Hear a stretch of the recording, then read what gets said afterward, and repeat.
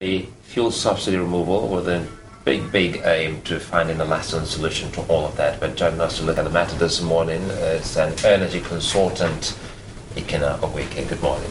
Good morning. Well, quite frankly, you've been following this matter, and we thought, do you think by now we should have been able to resolve it? Well, yeah, I think in the last 1 week we've seen different sides of Nigeria. We've seen Nigerian people, as a majority of them, we can say, speak with one voice. We've had a president who has, quite frankly, the best intentions for this nation, and we've seen him try to do the best thing he can for the industry. So, I mean, where we are now, I believe this is a time for labor, civil society groups, all Nigerians to at least come together and let's move forward. I mean, the amount of monies, lives have been lost in the last 1 week. Where we are at now, we need to start to move Nigeria forward. Did you watch the president's address this morning? I heard excerpts of it. What were those matters you were able to pick out of it? Well, specifically, price reduction from 141 to 97.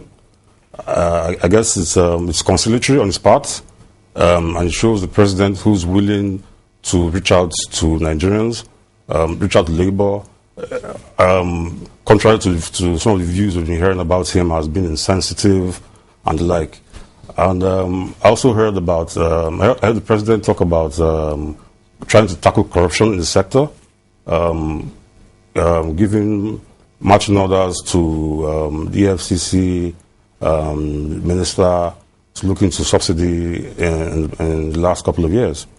So I think it was a good speech. I think it sets us in the right direction. I think labor it's not up to labor. I heard they haven't called on strike specifically. They are saying no more street protests because of security concerns. So I guess it's back to them now. And I would like to advise labor that this is an opportunity that cannot be wasted. We have come to, I mean, the outpouring of emotions that we saw. What do you think they can gain when you say it cannot be wasted? What can they gain out of this opportunity? Yeah, I think what we have come to in Nigeria today, we hear a lot more people asking a lot more questions of their government. I'm not talking just the federal government. People are beginning to ask, we have a state government, we have a local government. These people must be responsible to us, must be accountable. I think in some ways, we suffer from what I term military mentality. In the military days, you'd have people only look to the center, who is the commander-in-chief. Commander-in-chief gives a directive and all the other administrations just follow suit, and then we citizens just take it and, okay, they've said so. But I think in a democracy, we also have a right to question. And for too long, we've been looking at that center. Who's the man in Abuja? Allow me to come in here again. You said that, well, the speech shows that the president is a listening president. And yes, from what you gathered all through last week, what exactly is were the people saying about the pump price? Well, people, from what I heard, people were saying the price should revert to 65 naira. Other comments that were made were accountability of government, which is quite important. Prosecution of people, fight corruption, and the like. And I mean, if I may start from aspect of corruption, for instance, we have to be realistic to ourselves in Nigeria. There's no switch you go and turn off that button called corruption. It didn't start in one day, and it's definitely not going to stop automatically in one day. In a society where we are lacking in values, we can't just decide you want to fight corruption just like that. One way you can fight corruption, especially in a system, is introduce a process, like deregulation, for instance, now, which I assume was what the president was trying to do. If you introduce deregulation, it cuts out a lot of inefficiencies and system corruption. So Well, whilst we're not going to solve corruption by blocking everybody we see or killing everybody that has stolen money or whatever, we can introduce processes that will reduce or minimize it to a large extent. So now that you've been talking about deregulation, do you think we're on the path to deregulation? Well, I think we are on the path to deregulation. Deregulation at today's prices will definitely mean price increases. We can't shy away from that. There will definitely be price increases. But when the price was at 141 for the 2 weeks that we experienced it, it gave us a taste of what deregulation might look like. Now, in deregulation, let's talk about perfect deregulation, but in deregulation per se, you'd have a system where the market determines the price. Now, unfortunately for us, we didn't develop our capacity enough to ensure that the local economy alone was that determinant of that price. I mean, the way the structure of the industry is, the downstream industry, it was built such that it was a vertically integrated system where the government owned the crude, it owned the refineries, it owned the pipelines, and it owned the depots. Now, when that system began to break down, when refineries began to break down, pipelines are being vandalized, at that point was where we should have implemented deregulation, not a day later. What would deregulation mean for you? Well, deregulation would mean a lot more industry players who you might refer to now as marketers would have to invest in infrastructure. Because it really and truly, in the long term, it doesn't make business sense to keep importing, even for them. It doesn't make business, because there are too many vagaries in the market that you can't predict or control. So if you have a system where you own your refinery, you can transport your products, you can pretty much determine to what extent how the market will move, either in your favor, and you can put mitigants in place. We are dependent on imports. Your mathematics gets a bit hazy at times.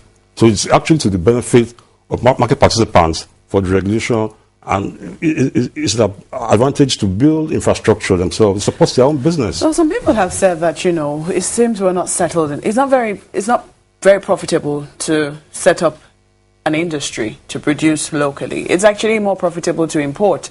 So even if we had passed the PIB bill, some people say that might not be enough incentive for local investors to want to invest here, as it were, that it will still be profitable for them to import petrol. Do you think we have to take any other step besides passing the PIB? Well, I don't necessarily support that view. Petroleum products business is a volume business. It's a volume and logistics-driven business. The more quantities you can churn out to the market, the more profit you make. Now, if you are saying to me, a marketer prefers to import products and he has a wait time of 2 to 4 weeks turnaround time, that is in no way efficient. But if you have a refinery where the products are being produced, it's being pumped out, you can see your products turning out on a daily basis.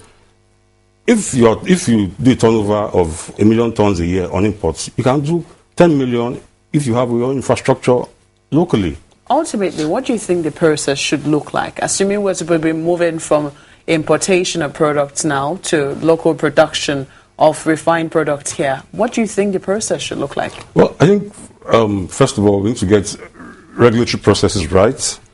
We need to have the government advertise and then show commitment to implementing incentives. Incentives at this point is key. It's a new sector, it's a new emerging sector, refining in Nigeria. So you need to be able to show clearly to the would-be investor where he stands to gain. I know in the past, government had put incentives like tax holidays, access to crude and the like. But there needs to be a little bit more. And I would suggest things like maybe the CBN coming up with some kind of fund that would directly support refinery construction. I mean, global economy today, there's a dearth of funds. I don't know where today, I don't know how easy it would be to raise financing for refinery. Well, but anyway, being an industry player, the way it is now, 97 naira per litre of pump price of petrol, do you still call that deregulation? Well, it is not deregulation. It can't be deregulation.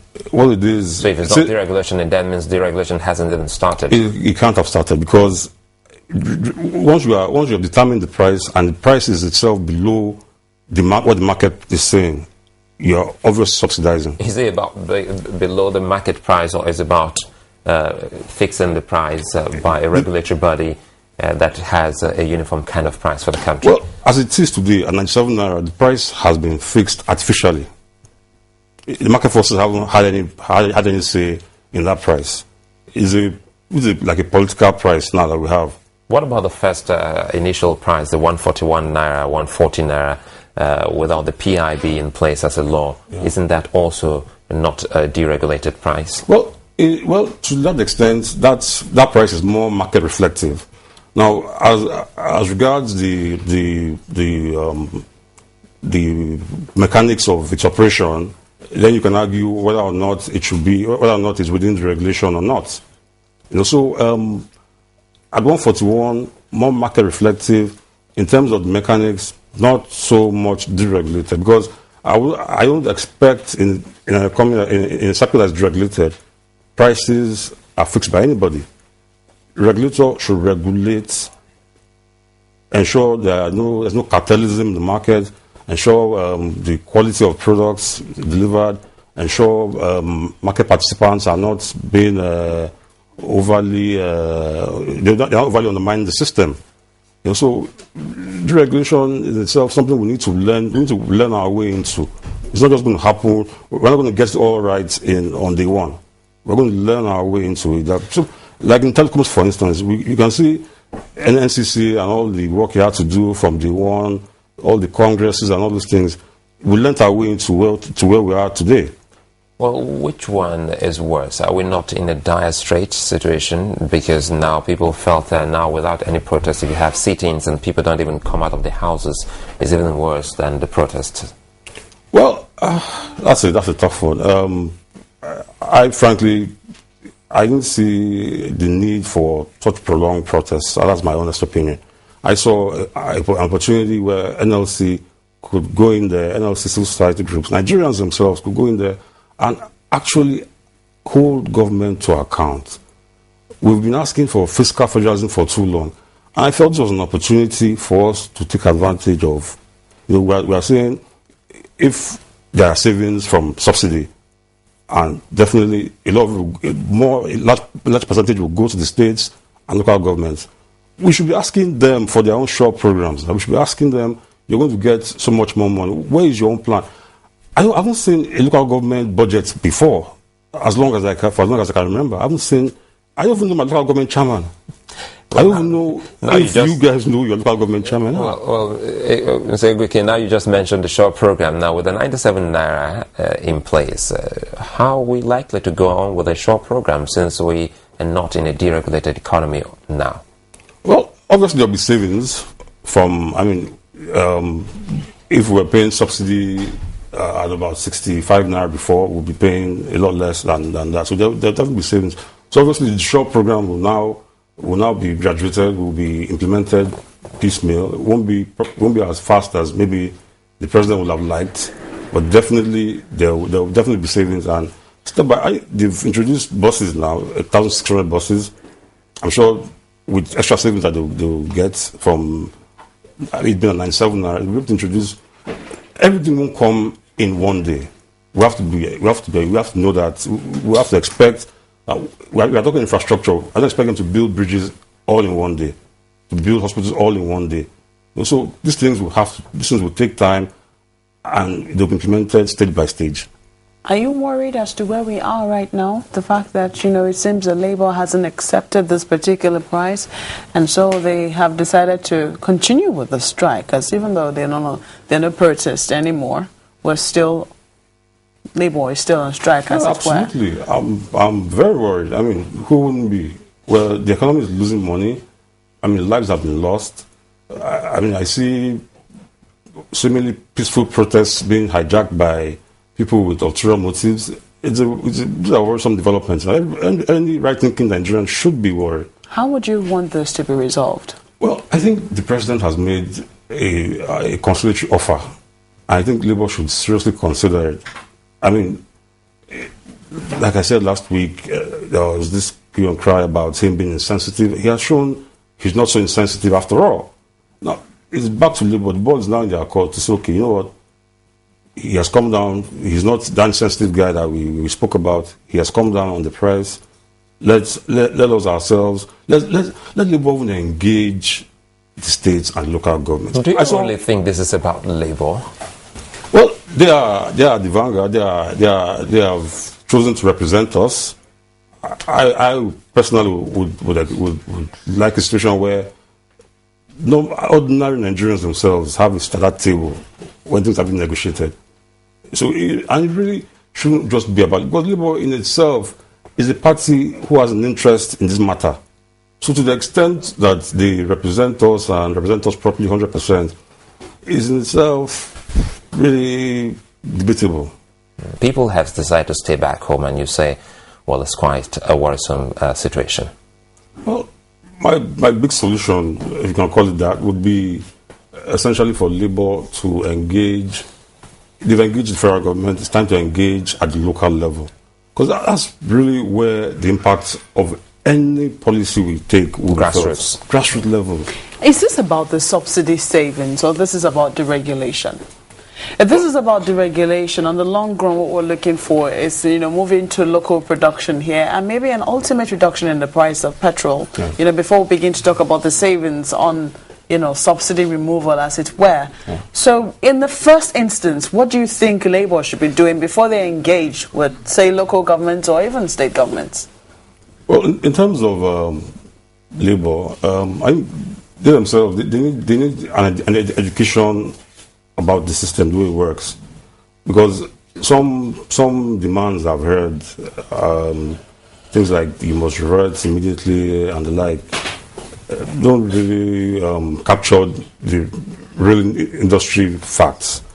Now, first, they need also to ask themselves a couple of questions. I know today, as it is today, every time anybody buys fuel in this country, they pay Labour a specific amount. Now, I know the federal government has taken off its fuel tax. So Labour needs to ask itself, that money that they collect on every liter of petrol, do they still need it? Everybody has to make a sacrifice here. Everybody, if Nigerians, at 141, I heard a lot of Nigerians say, okay, they'll make sacrifice. Government, this money, what do you want to use it for? So the mindset is not so much that we can't make sacrifice, no, never. I think it's more to the fact that if you have a program that we can see, we see people moving in the right direction, Nigerians will follow. So what kind of sacrifice would you like to see on the part of government and on the side of the people? I think on the side of government, and it's clear, I mean, transparency, cutting down in excesses. There are definitely excesses in government.